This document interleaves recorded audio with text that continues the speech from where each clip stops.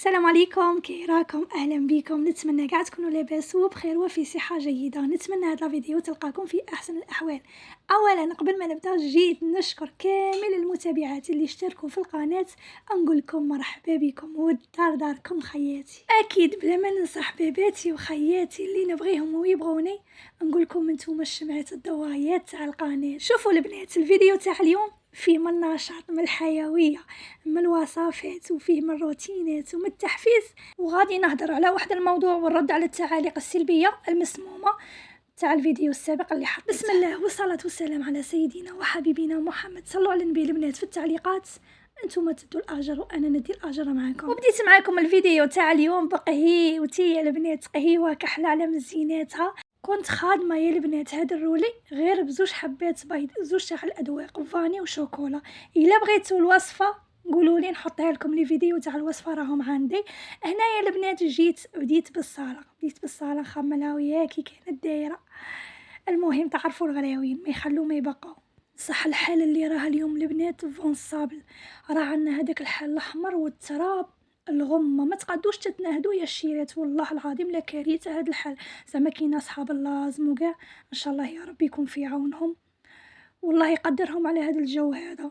انا البنات جيت نخمل من مور ولادي، راكم تعرفوا الكايات الكراطيب كلش مقيوس، الله غالب الله المستعان. عندي ولدي اللي يقرا في التحضيري يقرا نهار بنهار، صافي اليوم ما قراش.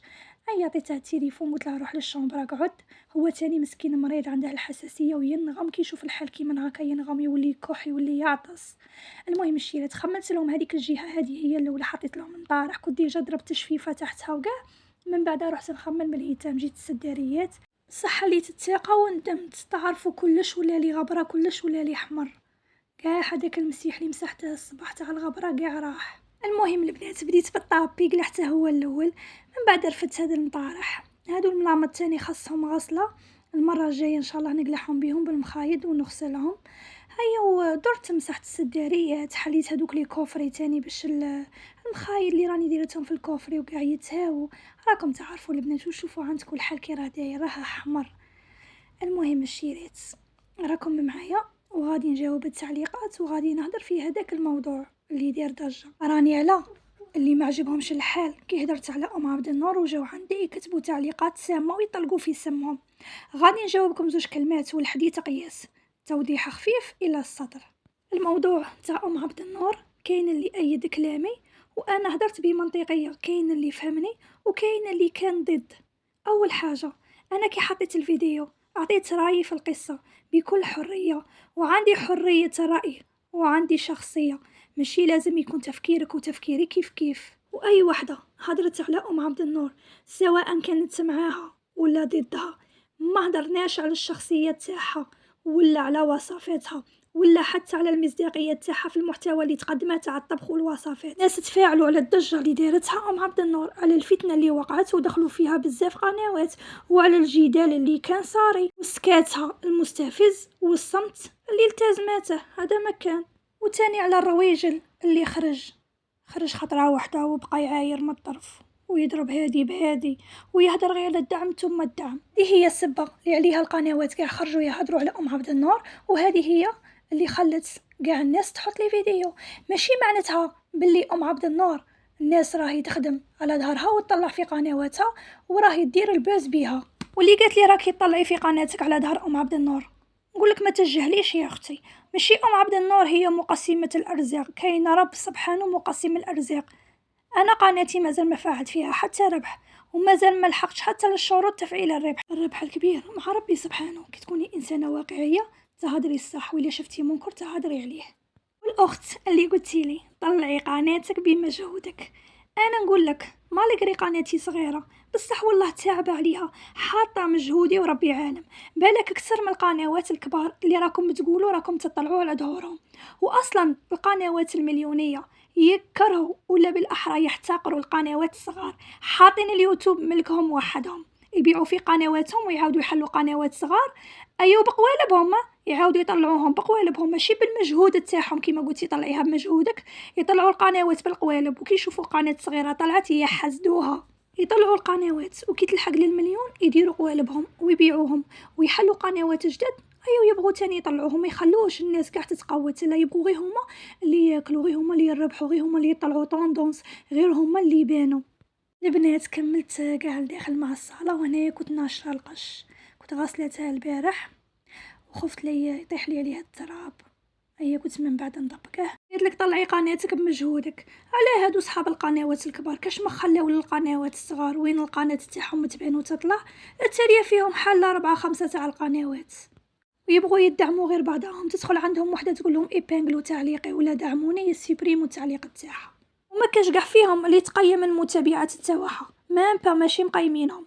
ما كان حتى وحده ترد على التعليقات تاع المتابعين، ولا كيسقسوهم با ما يجاوبوهمش. ما يخسروش عليك تاجم، ما بيهمش انتي اختي المتابعه اللي راكي تضربي عليهم، لا بيهم المشاهدات. نولي لك الام عبد النور، هي سبب روحها وهي سبب لي فيديو اللي راهم يطلعوا والضجه اللي صرات. مهما دارت، لو كان قصتها صحيحه ولا كذب ولا حتى فيلم، هي راهي تطلع على ظهر الحاجه اللي دارتها. خرجت بكات وحكات ولمحت ومعنت وفرغت قلبها وطلعت القناه جديده. وكي خرجوا الناس يهدروا ينتقدوا، قلت لهم راكم تطلعوا على ظهري. لا، الناس راهم قاع يطلعوا على ظهر الترند، على ظهر الموضوع اللي خرج، على ظهر الطوندونس والحدث اللي صرا. هذه هي قواعد اللعبة. لازم الإنسان يتقبل النقد ويتقبل الرأي المخالف لرأيه. الواحد كي يدير حاجة يتحمل العواقب تاعها، ابار الا كان هذاك الانسان دار ديك الحاجة عن قصد وراه عارف شراه يدير وراه دارس الاوضاع مليح. وما راهيش جديدة في المجال ام عبد النور، راهي قديمة في اليوتيوب وراهي عارفة العواقب وراهي عارفة كاع شا غادي يصرى من مور هذيك الهضرة اللي هدرتها. ومام با ما سيبريماتش اللايف، راهي مخلياته صافي عادي، راهي متقبله. هي انت راكي متابعه قعدي تتبعي، ماشي تجبريني انا باش نتبعك. ما كان علاه تدخلي للتعليقات وتكتبي تعاليق سلبيه ولا تعايري علاش راكي تدي في الذنوب نتيا. شي قدك تكتبي تعاليق سلبيه لكاع العالم اللي راه يهدر؟ هذه ماشي غير الجزائر هدرت، الوطن العربي هدر على ام عبد النور وعلى الضجه اللي صرات. غادي تروحي كاع المواقع تعايري وتسبي وتكتبي تعاليق سلبيه. الموضوع ساعه ام عبد النور، موضوع الساعه والترند، سيرتو كي خرج الملوج يعاير في القنوات الصغار، خلط القصه ودخلها في بعضها، وهو زاد شعل المواقع في ساعه واحده وداروا البوز وطلعت القناه. تسمى هما من حقهم يهدروا ويطلعوا نورمال، والناس كي تفسر المنام تهاجموهم. روحي نقول لك، انا كي هدرت هضرتي كانت منطقيه واقعيه، ما كنتش ضد الشخصيه تاع ام عبد النور ولا حتى ضدها. انا مديت وجهه النظر تاعي في موضوع طلع وشعل المواقع، وهضرتي كانت في محلها، ما جرحت، ما قلت كلام يجرح، وما اكدش باللي باعت قناتها. قلت ربي سهل عليها، الا باعتها ربي سهل. هادو خصوصياتها. الحاجه اللي خلاتني نهضر هي الرويجل اللي عاير القنوات الصغار وقال فاشلين وما عندكم حتى قيمه وما تعرفوش مين تهضروا وما فيكم حتى فايده. زعما هما راهم حاكمين السما وهما راهم في العلالي. علقت على سكاتها المستفز، ما نكرتش وما قالتش هذا ماشي راجلي، وما ردتش الاعتبار تاع القنوات الصغار اللي ساندوها في محنتها، وشكرت القنوات المليونيه كلش بالوجوه. ما لازمش تهربوا من الواقع، هذا هو الواقع المر، وانتم متابعاتها وتبغوها وانا نحترمكم، وانتم راكم حرين كيما انا راني حره ونهضر الشي بغيت. لازم تتعلموا تتحاوروا، لازم تولوا تعرفوا لغه الحوار وتتعلموا تحترموا الرأي المخالف على الرأي تاعكم. كل وحدة وشخصيتها، كل وحدة والفهم تاعها. أنا عبرت على الرأي تاعي وهدرت بالوقائع ماشي بالعاطفة. لازم نهضروا بالواقع. كون جات على العاطفة كاين مليون مرة ألوفات من أم عبد النور عايشين عيشة ضنكة وعايشين واقع مر وين يبان خيط عبد النور في البردعة ويعانوا في صمت. ما كاش اللي يهدر عليهم وما كاش اللي يحس بيهم، ومام لو كان يشكو همهم ما يلقوش مامبا شكون اللي يسمع لهم. خمي على روحك خيتي، خمي على روحك، ابكي على صحتك وتعاطفي مع صحتك، لاخاطش لو كانت حاكمي الركنه ما تلقيش شكون حتى اللي يدير لك هكا. كي راكي المخلوقه راكي غايه راكي لاباس نمدلك ويسمع كون نجي نفتش خيتي نلقاك انتي رافده الجبال على كتافك، نلقاك مهدوده ومدمره ومغبونه والله يفك وحايلك انتي. هذه هي خيتي.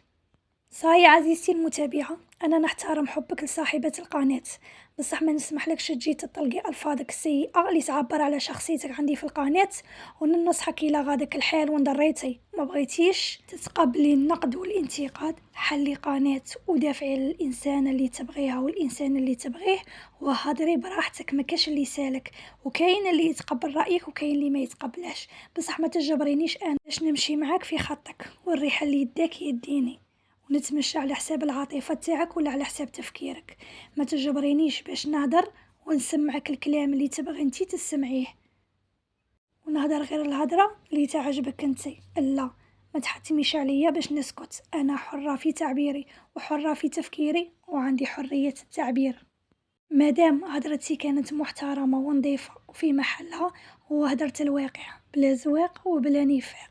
شيرات كيما شتو، كملت الميناج، درت الحريرة المعقودة، وهداك البرقوق كان عندي غير حميته.